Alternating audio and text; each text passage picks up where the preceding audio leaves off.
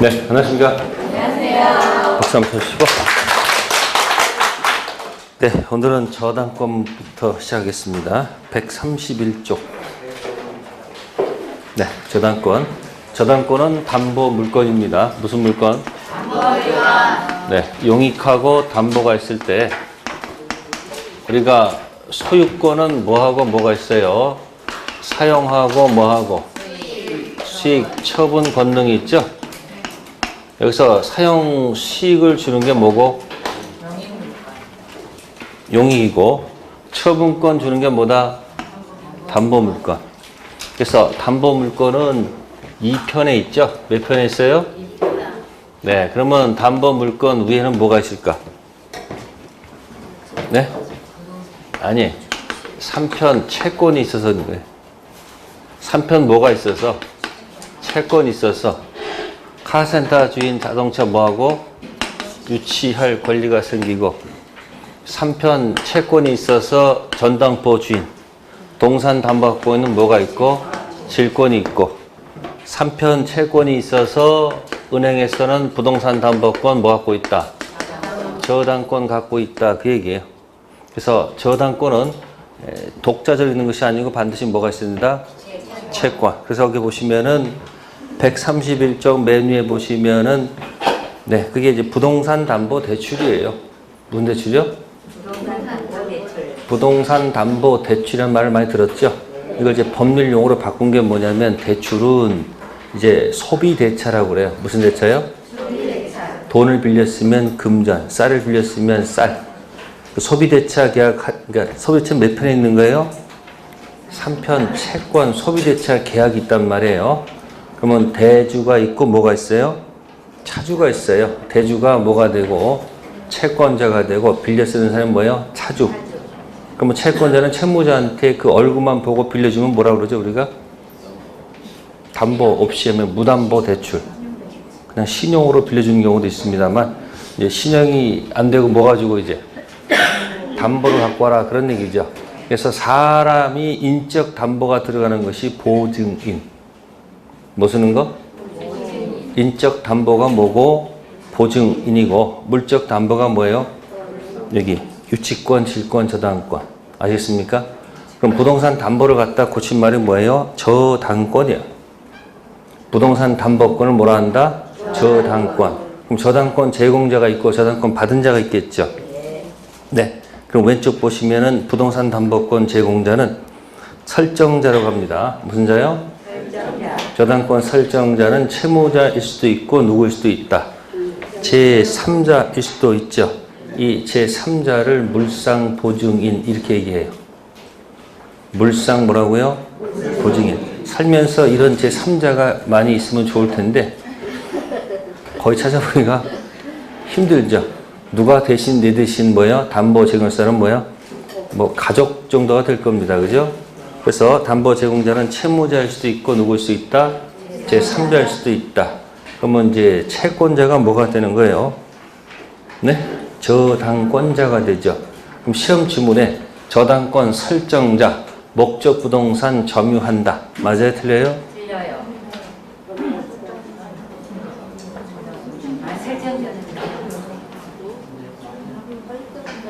여러분들이 사람 이름 때문에 자꾸 헷갈리면 안 돼.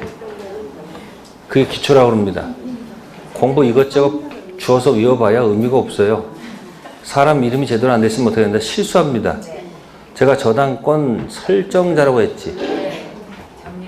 그거 보시면은 저당권 설정자가 뭐예요? 점유하지. 우측의 저당권자는 뭐 하지 않는다? 그럼 주인공은 설정자입니까? 저당권자입니까? 지상권자, 지상권 설정자, 주인공이 누구예요? 전부 다 권자가 주인공이야. 지상권자, 지역권자, 전세권자, 질권자, 저당권자. 아시겠습니까? 그러면 저당권은 누구 시각에서 보고 있는 거예요? 저당권자 시각에서 보고 있는 거예요. 아시겠어요? 저당권 제공자는 점유를 한다 안 한다? 하죠. 저당권자는 점유를 안 하죠. 그래서 무슨 변제는 있어요? 우선 변제가 있죠. 그럼 유치권하고 저당권이 많이 비교가 될 수 있겠죠. 유치권은 설정자가 있습니까? 없습니까? 없어요. 저당권은? 있죠. 그러니까 유치권 뭐는 없고, 네? 유치권 설정자란 말은 존재하지 않습니다. 근데 저당권 설정자는 존재하죠. 그 이유는 뭘까요? 이건 계약했으니까. 이건 뭐가 아니고 계약이 아닙니다. 그래서 유치권자는 있어요, 없어요? 유치권자는 있죠? 무슨 권자도 있어요? 저당권자가 있죠? 그래서 유치권자는 뭐가 생명인데, 점유가 생명인데 이걸 인정 안 하죠? 여긴 여긴 뭐 하지 않는다? 무슨 변제는 있다? 우선 변제가 뭐다? 물상대랑 연결돼 있죠. 그래서 여기는 뭐가 없다는 거? 물상대가 연결되지 않습니다. 건물이 화재가 나면 유치권자는 불 끄러 가야 돼요. 그래서 화재가 몽땅 나가지고 화재 보험금 있어도 못 들어가. 뭐가 없어서? 입장권이 없었어. 근데 여기 이 사람은 불 끄러 가야 불 구경해. 그래서 화재 보험금으로 입장권 들어가는 게 뭐야? 물상대입니다. 그래서 지금 131쪽에 1. 저당권은 점유를 뭐요? 요소로 하지 않는다. 본권을 공부하지만은 본권을 지배하는 게 점유권입니다. 뭐라고요? 본권 떠들어대봐야 의미가 없어요. 뒤에서 움직이는 게 뭐다? 점이요. 그래서 거기 1번. 1번은 두 번째 줄에 저당권 존재는 반드시 등기 또는 등록에서 뭐 할 것? 공시돼야 됩니다. 점유를 하지 않으니까. 이때 가장 좋은 예는 뭐냐면 수목집단 공시방법. 수목집단 공시방법은 법률에 등기된 임목과 관습법상 인정되는 명인 방법이 있죠. 그럼 등기된 임목은 등기가 돼 있으니까 뭐요? 소유권 나아가서 저당권까지 설정할 수가 있겠지. 근데 관습법상 인정되는 명인 방법은 명백 인식 방법. 소유자가 누구라고 명백하게 표시하는 방법밖에 안 되지. 등기가 아니니까 저당권을 설정할 수가 없습니다. 그래서 명인 방법 나왔을 때 저당권이 붙어 있으면 그 지문은 틀린 거예요. 문제 풀다 보면 자기도 이렇게 하게 돼 있어요. 아시겠어요? 그래서 등기 등록된 거면 뭐가 된다? 저당권 설정할 수 있다는 거 조심하시고요. 다음 가로 2번에 중요 표시에 뭐 있습니까? 저당권은 점유를 뭐요? 요소로 하지 않으므로 저당권은 원칙적으로 과실에 뭐 하지 않는다. 그 위에 보시면은 점유는 누가 해요? 설정자가 하지 않습니까? 그러니까 꽃 중에 꽃이 무궁화꽃이고 담보물건의 담보물건 키 뭐냐면 저당권이야. 부동산 담보로 제공해서 모두 하고 돈도 빌려 쓰고 계속 자기가 목적 부동산을 뭐 하니까 점유하잖아. 그러니까 만약에 임대하게 되면 차임이 누구 거예요? 설정자 거예요? 저당권자 거예요? 설정자 거지. 그럼 저당권자를 안 가져가잖아요. 그죠? 뭐 하지 않기 때문에? 점유를 하지 않기 때문에. 그러니까 주인공은 누가 아니고 저당권 설정자 시각에서 보는 게 아니고 누구 시각에서? 저당권자 시각에서 본다는 얘기예요. 그래서 과실에는 원칙적으로 효력이 미친다, 미치지 않는다? 미치지 않습니다. 다만 저당부동산 압류 후부터는 미쳐요. 과실. 다음 세 번째, 저당권자 중요 표시에 저당권은 뭐를 하지 않는다? 점유를 수반하지 않으므로 목적물 반환. 반환 동그라미. 반환이 뭐죠? 점유 내나. 그러니까 저당권자는 204, 205, 206조는 존재하지 않고 따라서 몇 조도 존재하지 않고 213조도 존재하지 않고 몇 조? 214조. 저당권 반환은 없다.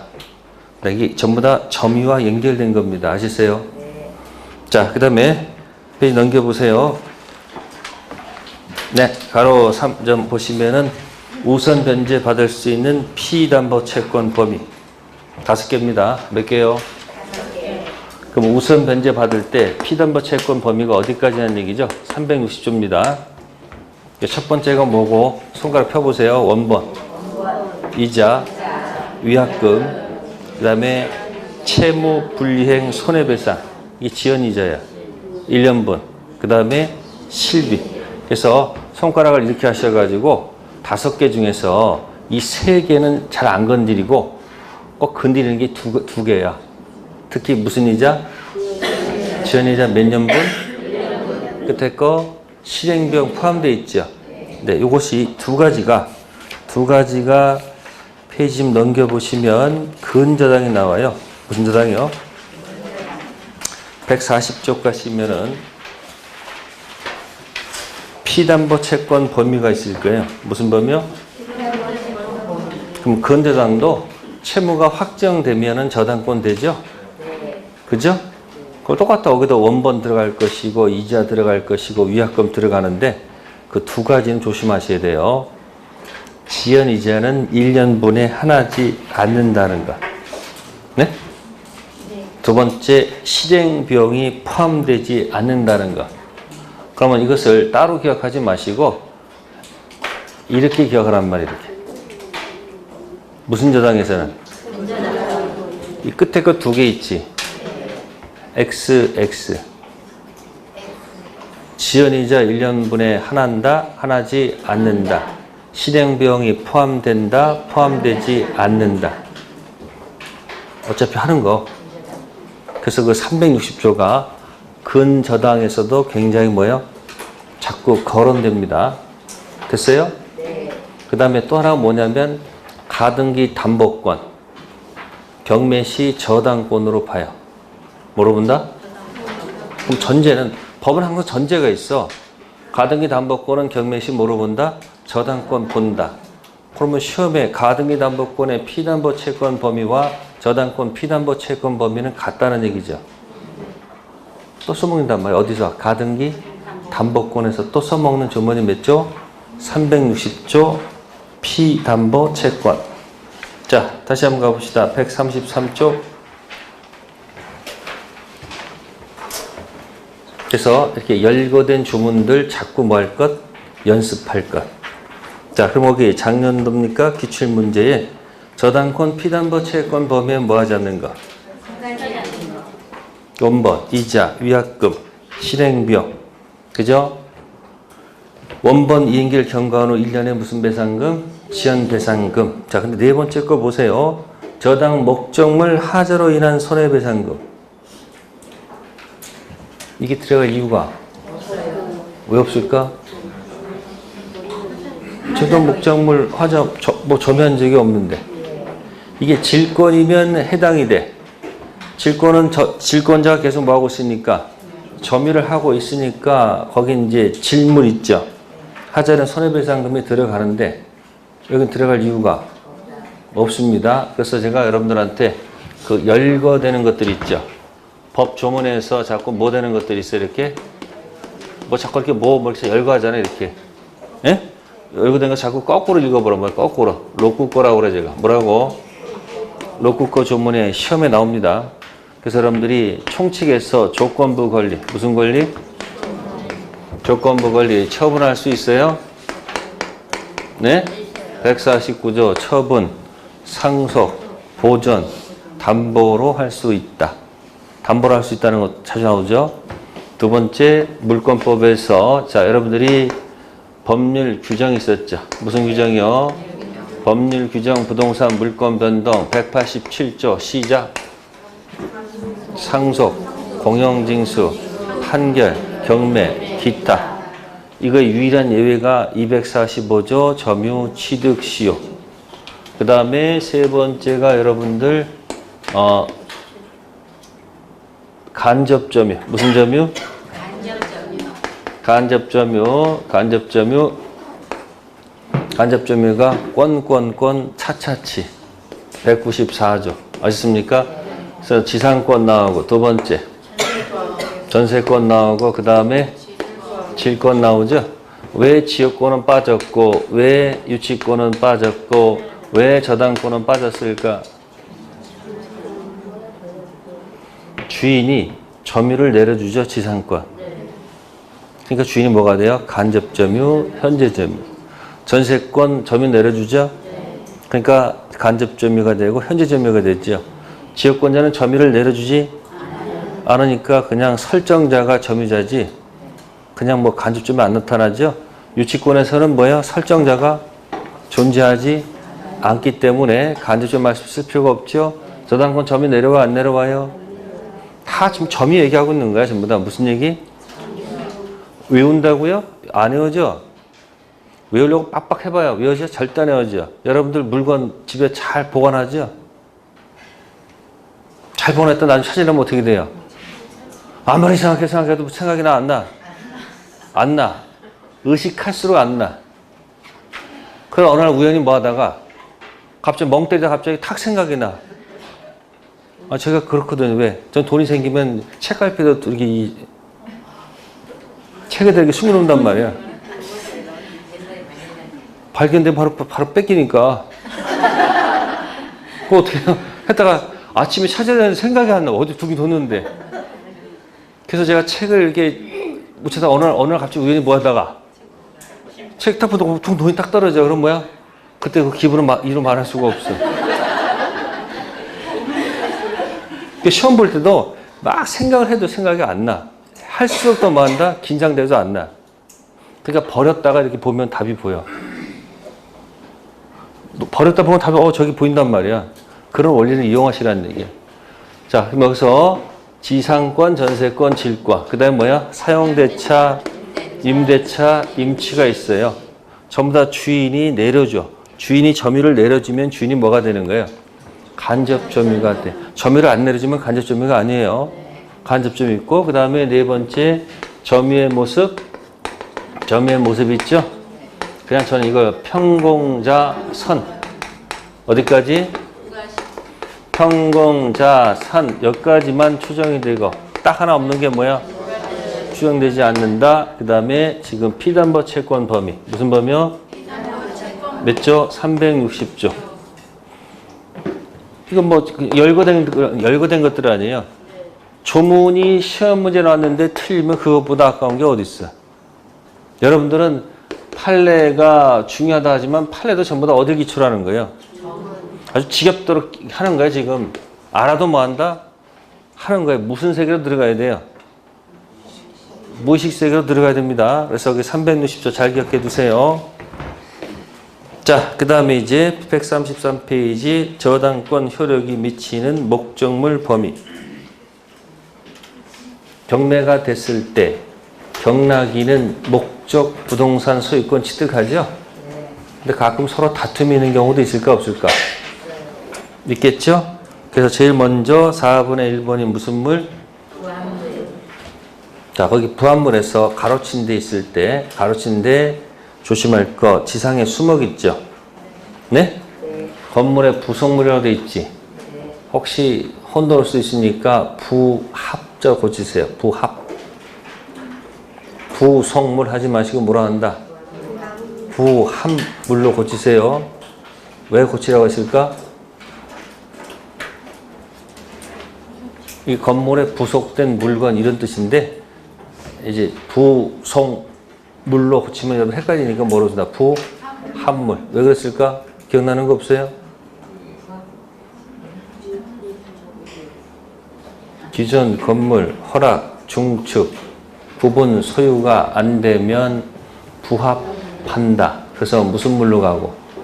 부합물로 가고, 구분 소유 대상이 되면 부합하지 않는다. 부속물.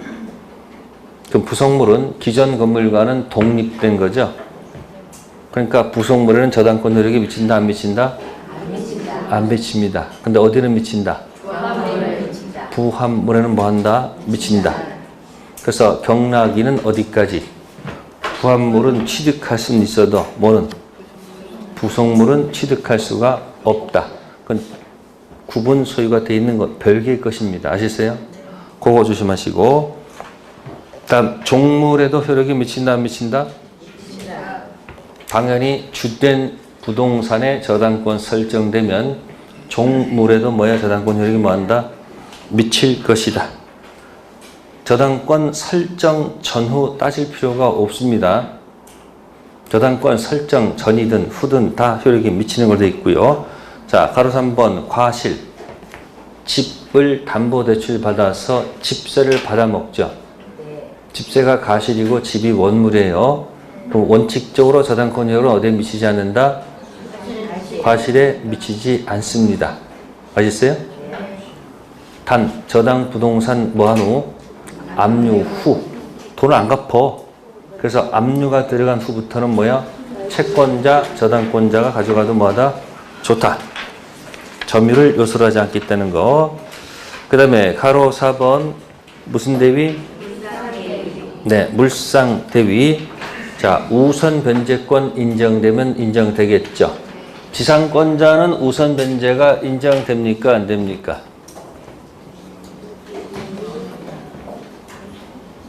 질문할게. 지상권자는 경매권이 있습니까? 지상권자는 경매권이 있습니까? 물어봅시다. 경매하려면 왜 경매를 하죠? 아니, 뭐 받을 게 있어야지 경매하는 거 아닐까? 그럼 지상권자 지료 주기로 약속했습니다. 그럼 지료를 지급하면 돈 받아 나갈 겁니까? 받을 게 아니에요. 받을 게 아니지. 그러니까 지상권에서는 경매란 말 자체가 존재하지. 아니 뭐 받을 게 있어야 될 거 아니에요. 지역권도 지료 지급이 요소는 아니죠. 유상 무상 다 가능하지. 설령 지료 준다 하더라도 받을 건 아니잖아. 그러니까 지역권에서는 경매란 말이 존재할 이유가 아니 생각하면서 공부하란 말이야. 내 말은 전세권은 경매권이 있어요 없어요? 왜? 전세권은 전세금 지급한다고 돼 있잖아. 그럼 전세금 나중에 돌려받을 거예요? 돌려받지 않는 거예요? 돌려받을 금액이지. 그러니까 뭐도 주고 경매권도 주고 또 경락대금들은 모두 입장권도 줄 수밖에 없죠. 그죠? 유치권자는 경매권 인정됩니까? 네? 네. 근데 입장권을 안 줍니다. 그러니까 다른 사람들이 다 받고 남으면 받을 수 있을지 몰라도 우선 면제 받기 위한 경매가 아니고 그냥 금액이 얼마나 되는지 한번 확인해 보는 정도에 지나지 않습니다. 아시세요? 저당권자 경매권이 있어요? 받을 권리가 있잖아. 또 우선 면제도 인정한다는 얘기죠. 그럼 아까 제가 가등기 담보권 이코로 저당권이라고 했었죠. 그럼 가등기 담보권은 경매권이 있을까? 아니 전제가 있잖아요. 지금 가등기 담보권 이코로 뭐라고 했으니까 저당권이라고 전제를 깔아놔. 법은 항상 전제를 놓고서 얘기하는 거야.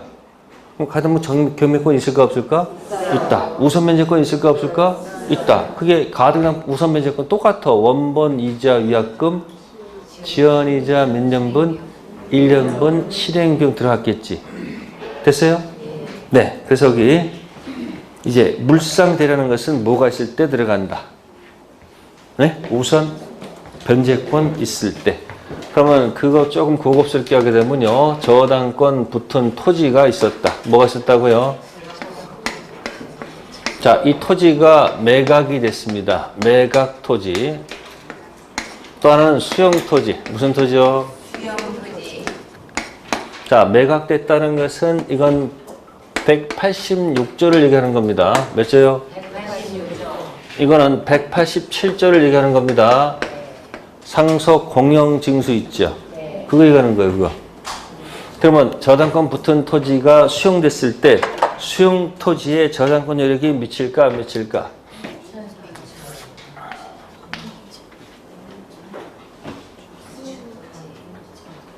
매각 토지 말이 없이 팔아먹었네. 매각 토지에 효력이 미칠까 안 미칠까? 미친다 안 미친다에 제일 민감해요 여러분들이. 맨날 미친다 안 미친다 뭔 소리야 저게 옛날. 그 법에서 쓰는 용어예요. 이 말은 무슨 얘기냐면 효력이 여기에 미치면 원래 저당권의 목적이 뭐예요? 이 토지를 뭐해서 이 토지를 뭐해서 돈 안 갚으면 경매해서 무슨 대금에? 경락대금에 들어가는 게 목적 아닙니까? 여기 들어가서 이거 뽑아가는 거 이거 뭐 원본 이자 위약금 지연이자 1년분 실비 뽑아가는 게 목적이야. 그러면 이게 효력이 미치면 어떤 일이 발생해요? 효력이 미치면 수용토지 여전히 뭐 할 수 있다는 거예요? 아니 여전히 뭐 할 수 있다는 거예요. 경매 할 수 있다는 얘기예요. 그럼 무슨 대금 들어가서 경락대금 들어가서 배당 받으면 된다 이야기예요. 아시세요? 효리가 안 미치면 어떻게 되는 거예요? 효리가 안 미치면 경매할 수가 없다는 거예요. 그 무슨 대금이 없다는 거예요? 경락대금 없다는 얘기예요. 아시세요? 그러면 수용토지에는 뭐가 나와요? 보상금이 있을 거 아니에요. 그럼 어디 못 들어가면 어디로 들어가서 이 보상금 들어가서 여기 들어가서 뭔가 입장해야 되지 않을까? 그죠? 효력에 미칠까 안 미칠까? 정답은 안 미친다는 거예요. 여기 뭐 하지 않는다? 미치지 않습니다. 그럼 여기는 미칠까 안 미칠까? 느낌상 미치겠지. 이때 이제 총칙에서 첫 파트 나오는 거 원시취득과 승계취득을 기억하셔야 돼. 원시취득과 무슨 취득? 승계취득. 오른쪽은 원시취득이야. 무슨 취득이야? 이쪽은 승계취득이야. 그러니까 이 수용한 자는 전 주인 관련된 저당권은 뭐 하지 않는다? 아니 삭제되고 간단 말이에요. 이성계가 고려를 딱 폐하고 그다음에 조선을 뭐예요? 원시취득했죠? 그럼 고려의 냄새가 나면 돼? 안 돼? 그러니까 다 뭐 해버리고 다 절단시키고 갔잖아요. 그게 무슨 취득? 그러니까 여기는 효력에 안 미치니까 뭐 할 수가 없어. 경매할 수가 없단 말이에요. 그럼 경락대금이 존재하지 않잖아요. 그러니까 어디로? 입장권을 어디로? 보상금으로 옮겨갔다 이야기예요. 무슨 대위? 물상 대위. 그러면 매각토지는 이게 승계죠. 그럼 여전히 효력이 미친다는 얘기는 이 매각토지를 뭐 할 수 있다는 거예요? 경매할 수 있어서 무슨 대금 들어가서 경락대금 들어가서 배당 받으면 되는 거지. 매각대금에 무슨 대금에? 매각대금에 입장권 가져갈 문제는 아니겠죠. 또 저당권 붙은 토지를 살 때는 어떻게 살까요? 시세에서 저 금액만큼 뭐하고 저거 빼고 사지 않았을까? 그러면 이 입장권을 이리로 간다는 것은 말이 돼야 안 돼요? 안 되죠? 그래서 무슨 대의할 때? 물상 대의할 때 두 가지 기억하세요. 제목은 매각토지 반대화살표 수용토지만 적어놓으세요. 다 그렇게 생각하지 마시고요. 무슨 토지? 매각토지와 무슨 토지? 수용토지 해놓고 수용토지는 원시, 매각토지는 뭐다? 승계. 생각한다면 그 다음부터 할 수 있을 거예요. 원시 되겠으니까 기존에 했던 저당권은 삭제되겠죠. 그죠? 그러니까 경락대금 없으니까 어디로 들어가야 돼요? 보상금 청구권으로 들어가야 되겠죠. 근데 매각토지는 무슨 취득이니까? 승계니까 저당권 계속 안고 가는 거예요.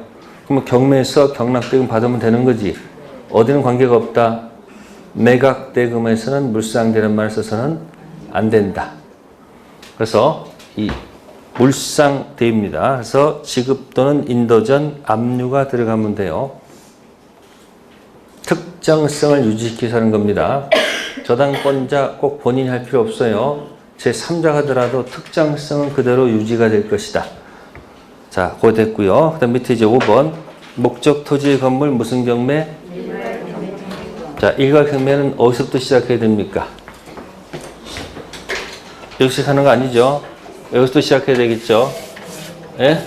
토지의 저당권 설정 당시 아무것도 없었다, 같았다, 달랐다. 그래서 먼저 법지를 먼저 생각하셔야 됩니다. 그래서 이 그림이 같을 때 여기서 뭐가 있다? 법지가 인정되죠. 처음부터 아무것도 없으면 법지 인정할 수가 없죠. 여기도 법지 인정할 수가 없죠. 결과를 봅시다. 법지가 없으니까 여기는 건물이 뭐가 될 것이다? 철거될 수밖에 없는 운명이고, 법지가 인정되면 계속 토지를 사용할 수 있으니까 건물을 뭐 할 필요가 없어요. 자, 달릴 때는 어떻게 할까요? 응? 왜 다를 거야? 지상권 받아와서 등기해서 건물 짓는 경우도 있고 무단 신축된 경우도 있고 여러 가지 원인이 있을 거 아니에요? 그 다른 원인 가지고 놀면 돼. 따라서 건물이 뭐가 될 수도 있고 철거 안 될 수도 있어. 운명이야. 그럼 제일 억울한 사람이 누구야? 이 사람 제일 억울하단 말이에요. 그래서 철거를 한번 막아보자. 이 건물 철거를 한번 뭐 해보자? 막아보자. 그래서 고하는 것이 일괄경매예요. 뭐라고요? 그러면 처음부터 건물이 있으면 일괄경매는 안 된다는 거예요. 여기도 무슨 경매? 이 시작된 것만 봐도 다 낼 수 있습니다. 아시세요? 그래서 일괄경매는 어느 때? 아무것도 없었던 토지에 저당권 설정 후 건물이 뭐가 됐을 때? 신축됐을 때 건물이 뭐가 된다는 것? 철거될 수밖에 없죠. 그래서 이걸 막는 방법이 뭐다?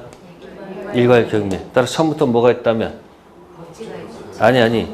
건물이 있을 때는 일괄경매 안 되고 안 됩니다. 그러니까 여기는 뭐도 없고 법칙 아무것도 없는 거예요. 됐죠? 자, 그러면 시작되는 첫 번째 5번에 1번. 저당권 설정 당시 지상에 건물이 없을 거. 저당권 설정 후 저당 토지상의 건물이 신축된 경우에 한하여 365조가 적용된다. 따라서 저당권 설정 당시부터 토지에 뭐가 있었다면? 건물이 있었다면 일괄경매 문제는 뭐 하지 않는다? 뭐 이미지 기억하고 계십니까? 아무것도 없을 때 시작된 게 뭐예요? 법지 없어서 무슨 경매? 일괄경매. 같으면 뭐가 있으니까? 법지 있으니까 일괄경매 할 이유가 없지. 다르면 뭐도 없고 법지도 없고 일괄경매 할 이유도 없죠. 자, 가로 2번입니다. 저당권 설정자가 축조하여 소유하는 건물일 것. 저당권 설정 후 저당권 설정자 이후의 제3자가 건물을 뭐한 경우 축조한 경우에는 일괄경매 청구권이 뭐 되지 않는다? 성립되지 않는다. 또한 저당권 설정자가 건물 축조 후 이를 제3자에게 뭐 했을 때 양도하더라도 법정상권 뭐 하지 않는다? 성립하지 않습니다. 결국 그 문장만 박스하면 그건 뭐예요? 왼쪽에다 쓰세요. 경매 당시. 경매 당시 밑에다가 다르다. 그런 얘기예요. 경매 당시 뭐라고요? 토지 소유자하고 건물 소유자가 뭐하다? 다르면 무슨 경매 안 된다? 일괄경매 할 수 없다는 얘기예요.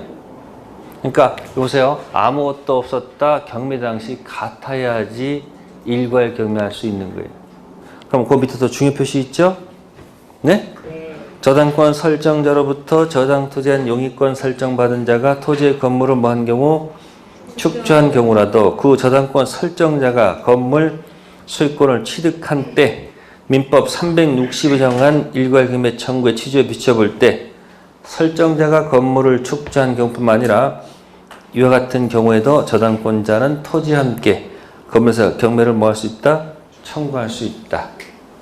이걸 압축하면 경매 당시 같다 이야기입니다.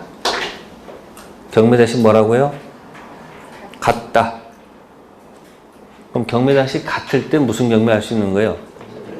일괄 경매 할 수 있다. 그 얘기죠. 다음 세 번째, 저당권자의 선택의 자유입니다.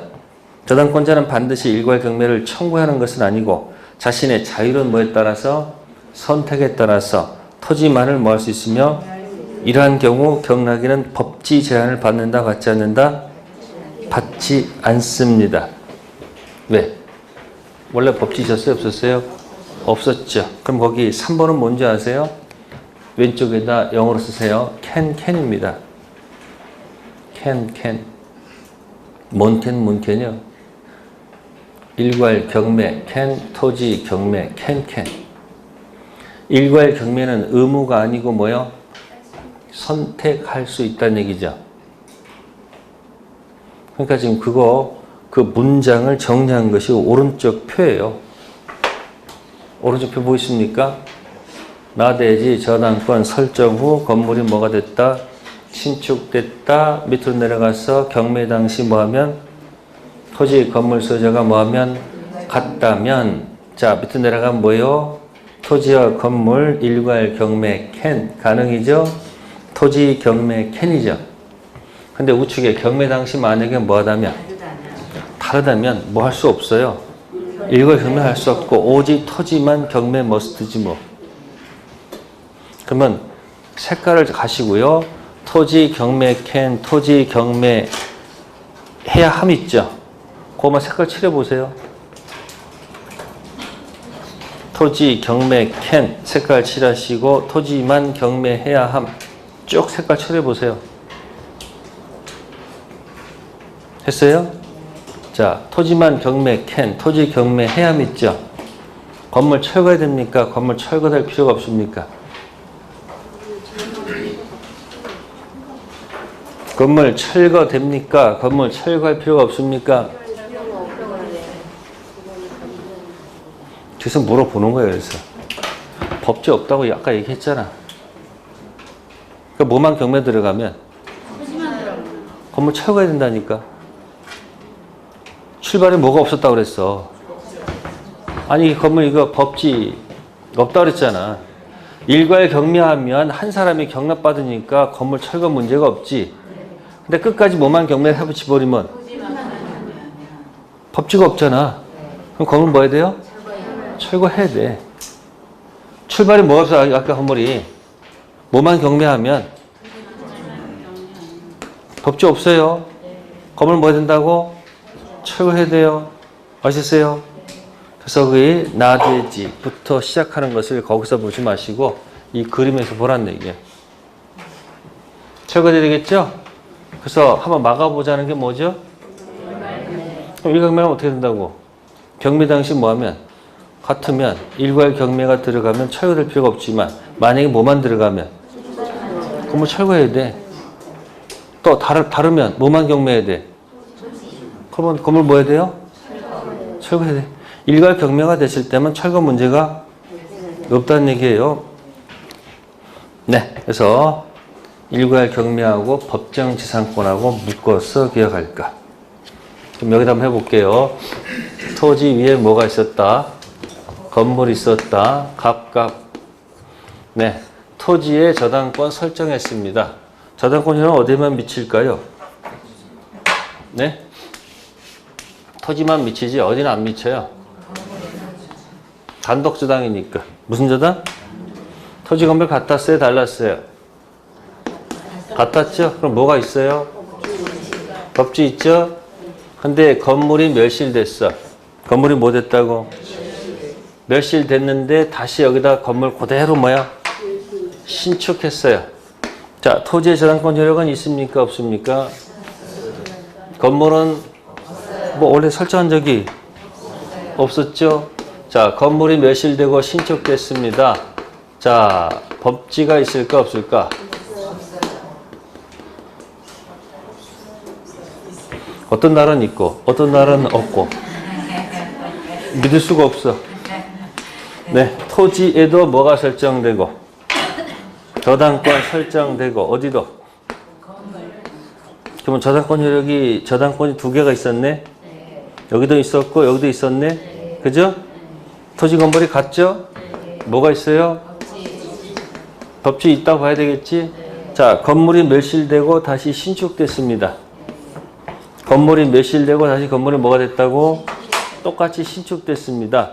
토지재산권 효력은 미칩니까? 안 미칩니까? 자, 건물에는 미쳐요? 안 미쳐요?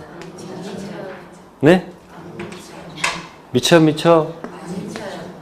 미칠 수가 없지. 왜? 있잖아요. 여러분 건물이 멸실된 다음에 다시 신축하더라도 기존 보존 능력 활용할 수가 없다고 했잖아요. 그러면 이건 데칼코마니죠. 그럼 똑같지? 그림 깨졌지? 그럼 여기 법지 있어 없어? 그럼 법지가 없는 거 인정 안 해준단 말이야. 여기는 그대로 똑같단 말이야. 그림 똑같잖아 지금 이렇게. 여기는 법지 인정한다 안 한다? 그러면 그 다음 문제가 뭘까? 보세요. 멸실됐지? 아무것도 없지? 건물 지었지? 그러면 이제 일괄 경매로 들어가는 거예요. 뭐는 없지만 무슨 당시? 경매 당시 같다면 can. 일괄 경매 can. 하기 싫으면 뭐로 들어간다? 토지 경매 can. 선택해서 들어갈 수 있다는 얘기예요. 그래서 나대지부터 시작하는 게 바로 뭐다? 일괄 경매라는 거 기억하세요. 넘기시고요. 자, 136페이지. 몇 페이지요? 맨 밑에 7번. 저당권, 용의권 관계. 가로 1번 저당권 설정 이전. 전이죠. 이전 대항력이 있는 용의권, 등기된 임차권 등은 저당권 실행으로 뭐하지 않고 소멸하지 않고 그러한 용의권 제한을 수반하는 소유권만 뭐한다? 취득한다. 이건 경락인이 안고 갑니다. 인수주의라고 그래요. 말소 기준 저당권 앞에 있는 것은 뭐하고? 안고 갑니다. 아시겠습니까? 그런데 밑에 가로 2번 저당권 설정 이후 들어간 무슨 자? 용의권은 저당권 실행으로 모두 뭐한다? 즉 실행되기 전까지는 뭐 할 수 있으나 용익할 수 있으나 저당권이 뭐가 되면 실행되면 목적물은 경락인에게 뭐 해야 된다? 인도. 요거는 소재. 경락인이 오른손으로는 악수를 청하고 왼손엔 빗자 들고서 싹싹 쓸어낸다는 얘기야. 어디 기준 잡아서? 아니 지금 여기 말소 기준 권리가 저당권일 때 저당권 뒤에 있는 건 전부 다 뭐하고? 소재, 삭제시키고 저당권 앞에 있는 건 안고 가는 거예요. 그래서 경락을 잘 받으면 어떻게 된다? 큰 이득을 볼 수가 있습니다. 안고 가는 게 많으면 경락 받으나? 많아겠지. 싹 없어지는 것도 있잖아요. 그런 것들은 경락 받으면 어떻게 되는 거예요? 그만큼 이득이죠. 자, 그런데 맨 밑에 중요 표시가 있어요. 자, 무슨 저당권? 거기다 2번 저당권이라고 바꿔보는 게 더 빠를 거예요. 몇 번? 2번 저당권 실행으로 목적 부동산이 뭐가 돼서? 경락돼서 선순위 1번 저당권. 1번 저당권이 함께 소멸한 경우 비록 후순위 2번 저당권자에게 대항할 수 있는 임차권이더라도 소멸된 선순위 저당권보다 뒤에 등기되었거나 대항력을 갖춘 임차권은 함께 소멸. 함께 뭐 한다고? 소멸. 이와 같은 경우에 경락인은 주택임대차법법 3조에서 말하는 임차주택 양수인 중에 포함되지 않는다고 할 것이고 따라서 임차인은 경락인에 대해서 임차권 효력을 뭐 할 수 없다? 주장할 수 없다. 그러면 지금 1번 저당권자가 있고요. 몇 번 저당권자가 있어요? 이 중간에 이제 뭐가 있다는 걸까요? 이 중간에 네? 후순위. 이거 누구 있어요? 여기 전세권자 또는 뭐야? 임차인. 뭐 대항력 같은 임차인 또 해볼게요. 그러면 여기가 경매를 하게 되면 여기가 기준이 아니고 기준은 항상 이 앞에 거예요. 아시겠어요? 그래서 선순위, 후순위가 있을 때 꼭 시험에 누가 경매를 한다면요, 꼭 얘가 한다고 해요. 그러면 잘 보시면 이거 뭐라 그러죠? 이런 걸 1번과 2번 중간에 뭐야? 낀 임차인 있죠? 그래서 여러분들이 경매가 되면 자, 손 들어보세요. 왼손, 오른손 있죠? 경매되면 1번 저당권, 2번 저당권 박수치고 사라진다. 경매되면 박수치고 떠나라. 뭐라고 해요? 그러니까 모든 저당권은 다 소재가 돼요. 그러면 사이사이 있는 것도 전부 다 어떻게 돼요? 압사. 박수치는 순간 어떻게 돼요? 죽는단 말이야. 그러면 경락인이 어디에 위치해 있는 게 아니고 여기 있는 게 아니고 경락인이 여기에 위치해 있는 거예요. 아시겠어요? 그러니까 경락인은 이걸 인수하는 거예요? 소재시키는 거예요? 소재시킨단 말이에요. 그러니까 뭐 보고 들어가는 순간부터 아니 저당권 보고 들어가는 순간부터 죽을 각오 해야 돼. 혹시 뭐가 되면? 경매가 되면. 그래서 요 이야기가 주택 임대차에서 서너 번 나옵니다. 그래서 경매가 되면 뭐 한다? 박수 치고 떠나라. 기억해 두세요. 중간에 낀 임차인 뭐 한다? 앞서 줍니다. 그러니까 이 사람 확정일자가 없으면 배당 받아 못 받아? 못 받아. 그러니까 이 사람 뭐 받고? 변제 우선 변제 받고, 만약에 이 사람 뭐가 없으면 확정일자가 없으면 대항할 수가 없으니까 한 푼도 못 받고 날아가야 돼. 그래서 뭘 갖추라고 하는 거예요? 확정일자가 있으면 두 번째 배당 받을 수 있지. 배당 받고 끝나는 얘기예요. 그래서 자주 나옵니다. 경매되면 쓰세요. 여기다가 박수 치고 떠나라. 경매되면 뭐 치고? 박수 치고 떠나라. 이제 실제 시험에 아주 복잡하게 문제는 여기 있어요.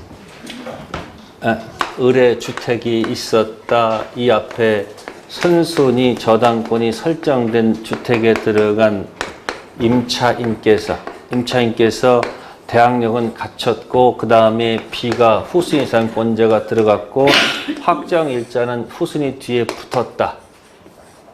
이거 문장 쓰는데 한 며칠 될 것 같아요. 한 다수 이상 돼요.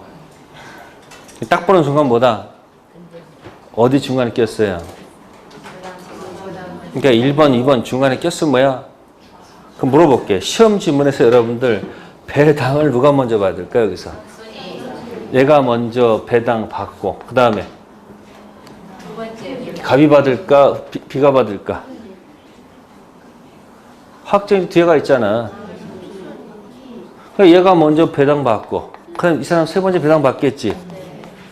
그럼 시험 지문에 배당 받는 순서를 물어보는 게 정답일 수는 없어요.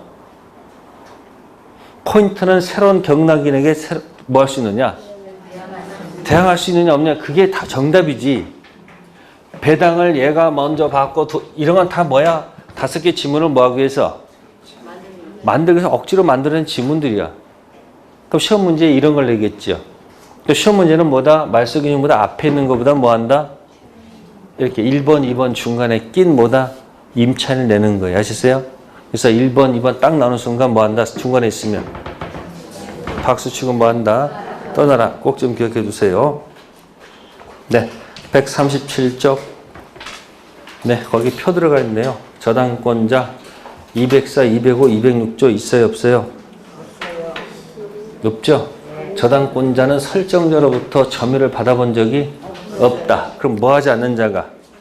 점유하지 않는 자가 본권, 저당권 가지고 반환 점유를 내놓으라는 얘기는 있을 수 없죠. 방해 제거와 방해 예방. 이 친구 누구죠, 그러면? 친구. 점유가 내려오지 않는 게 어느 거야? 지역권하고 저당권. 점유가 내려오는 게 어느 거야? 지상권하고 전세권. 점유가 생명인 거. 유치권. 그래서 갑은 뭐가 없다? 본권만 있지 점유가 절대 없습니다. 소유권만 있지 절대 뭐가 없다고? 점유는 오직 누가 지배한다? 유치권자가 지배합니다. 아시겠어요? 네, 그래서 반환 청구권이 없다는 거. 네. 자, 다음에 넘기시고요. 다만 그 138쪽 가시면, 몇 쪽 가시면 담보물 보충 청구권이라는 것이 있어요. 무슨 권? 네, 저당 목적물이 설정자 책임 있는 사유로 저당권이 아니고 저당물 가액이 현저히 감소한 경우 저당권자는 설정자에 대해서 원상 회복 또는 상당한 담보 제공을 뭐 할 수 있다? 청구할 수 있다.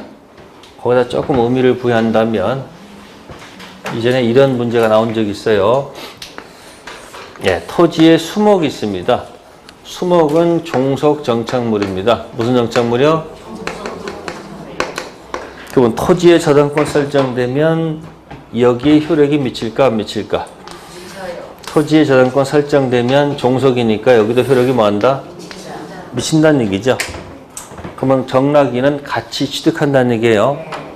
자, 그런데 이 갑이 있고 을이 있는데 자꾸 을이 이걸 벌채를 합니다. 뭐 한다고?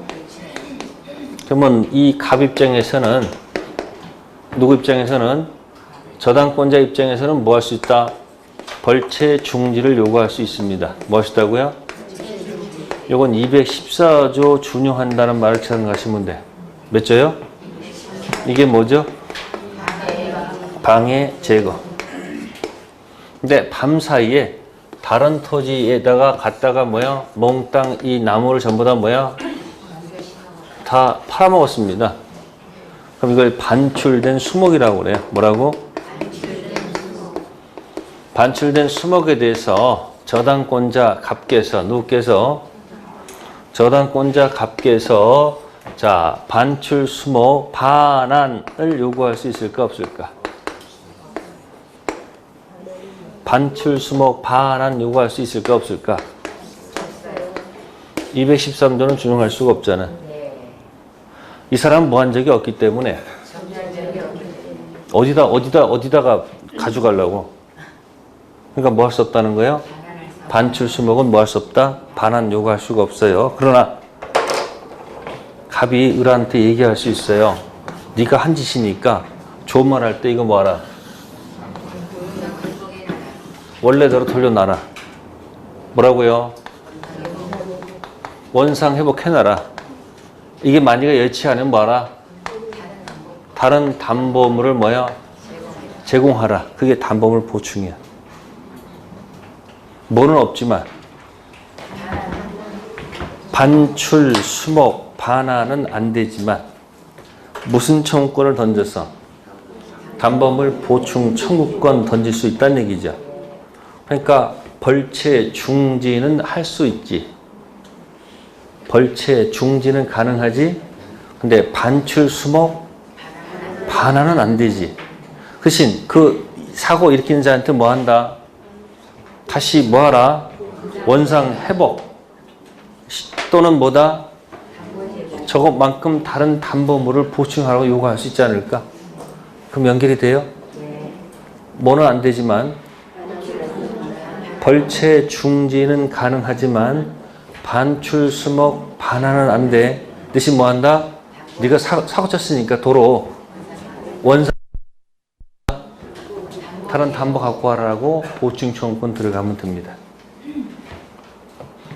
네, 그렇게 해서 한번 정리하시고요. 자, 아까 근저당에서 무슨 저당에서 네, 피담보 채권 범위 꼭 끝에 거 두 가지 조심하셔야 돼요. 그죠? 다음 또 하나 물어보겠습니다. 거기 채무 최고액 있죠? 140페이지 채무 최고액 있죠? 채무 최고액 출발해서 나중에 채무가 뭐가 돼요? 확정되죠. 확정되기 이전에는 주된 채무가 뭐래도 소멸해도 밑으로 내려가면 저당권은 소멸하지 않습니다. 부정성을 뭐 하지 않아요? 적용하지 않죠? 그래서 채무가 뭐가 되면? 확정되면 주된 채무가 죽으면 종된 죽겠지. 그러니까 뭐 하기 전만 확정 이전만 부정성이 좀 다소 완화가 돼 있고 확정된 이유는 부정성 들어가죠. 그래서 여기 보시면은 부정성 뭐 하지 않는다? 적용하지 않는다고 돼 있죠. 이걸 부정성 완화라고 해요. 유치권은 부정성이 엄격한데 근저당은 부정성이 좀 뭐가 돼 있다? 좀 완화되었다. 뭐 그런 뜻이에요. 자, 그럼 여기 채무 최고액이란 말 있죠. 동그라미 하시고 채무 최고액 질문할게요. 채무 최고액은 채무자가 책임지는 한도액을 의미한다. 맞을까 틀릴까? 채무 최고액은 채무자가 책임지는 한도액이다. 틀린 질문이에요. 채무자가 책임지는 한도액이 아니고 채권자가 경락대금에 들어가서 배당받을 수 있는 뭐예요? 최고치를 의미하는 거예요. 만약에 책임 한도액을 의미하면 채무 최고액이 10억이었는데 10억 플러스 만약에 알파가 나왔어요. 뭐가 나왔다고? 채무 한도액을 얘기하면 어디까지만 책임지면 돼? 책임지는 한도액이 아니지. 그러니까 다 책임져야 된다는 얘기야. 누구는? 채무자는 최고액 플러스 알파가 나왔을 때 전 금액에 대해서는 뭘 해야 돼요? 자기 빚에 책임을 져야 돼, 안 져야 돼? 져야 되는 것이죠. 따라서 채무 최고액은 뭐가 아니고 채무자가 책임지는 한도액이 아닙니다. 채권자가 경락금 들어가서 배당받을 수 있는 뭐다? 최고치를 의미하는 거예요.